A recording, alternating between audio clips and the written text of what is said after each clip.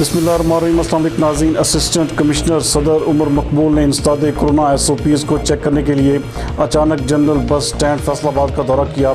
हमारे नुमाइंदा खुशी जाहिद नफीस के मुताबिक उन्होंने मुख्तलिफ शहरों और इलाकों को रवाना होने वाली बसों के अंदर जाकर मुसाफिरों के बैठने की सूरत हाल, फेस मास्क का इस्तेमाल और बसों में सवार होते हुए सैनिटाइज़र के इस्तेमाल को चेक किया।